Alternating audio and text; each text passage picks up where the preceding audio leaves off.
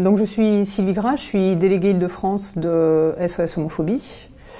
SOS Homophobie est une association nationale. Nous avons 18 délégations territoriales, 3 grands axes de travail qui sont donc, historiquement, on a toujours évidemment l'écoute et le soutien. On a ensuite tout ce qui est prévention, parce que, évidemment, il vaut mieux prévenir qu'éteindre des incendies.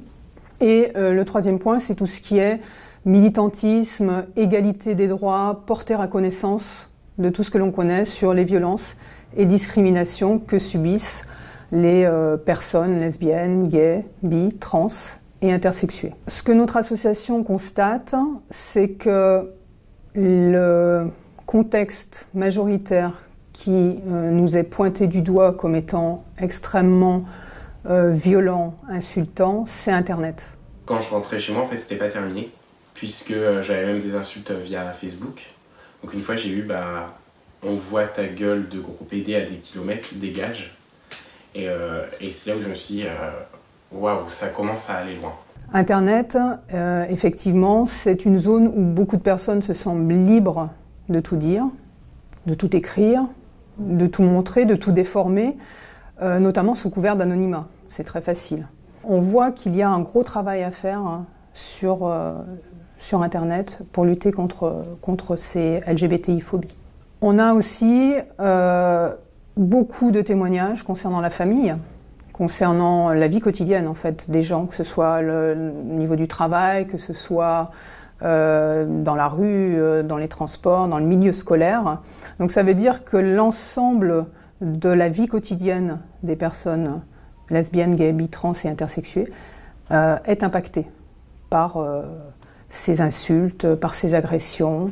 On cherche à faire de la prévention. Donc la prévention, ce sont nos interventions en milieu scolaire pour toucher les plus jeunes.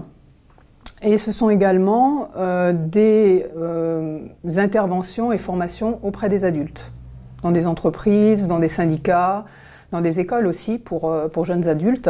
Toute cette partie prévention est un travail de fond continu qui, je pense, est encore nécessaire aujourd'hui et va être nécessaire encore pendant de nombreuses années, puisque on le voit, hein, il y a beau avoir des lois pour protéger certaines populations, que ce soit en matière d'homophobie, de transphobie, que ce soit en matière de racisme, d'antisémitisme, d'islamophobie, etc. On a beau avoir ces lois, c'est pas elles qui vont résoudre tous les problèmes d'agression, d'atteinte, de harcèlement que peuvent connaître donc certaines personnes qui sont rejetées. Mais je comprends pas que les profs, que l'encadrement te soutiennent pas en fait. Ça, j'ai jamais compris ça. Et du coup, c'est pour ça aussi que je fais ce témoignage, pour que tout ça change. Pour qu'on puisse accepter les gens comme ils sont finalement. Témoigner, ça permet justement de dire aux gens, eh bien voilà ce que nous vivons en tant que personnes lesbiennes, gays, bi, trans et intersexuées. Voilà ce que nous vivons quand nous ne rentrons pas dans ces deux cases que certaines personnes imaginent comme étant absolument incontournables, la case des hommes, la case des femmes, et en attendant que les hommes se comportent de telle ou telle façon et les femmes de telle autre. Donc c'est beaucoup de courage qui est demandé aux personnes qui témoignent, et je pense qu'il faut saluer ces personnes-là. Et on le voit donc dans le projet qui a été initié par Coming Alive. Tout l'intérêt, c'est de pouvoir montrer, voilà, cette personne a vécu tel et tel événement.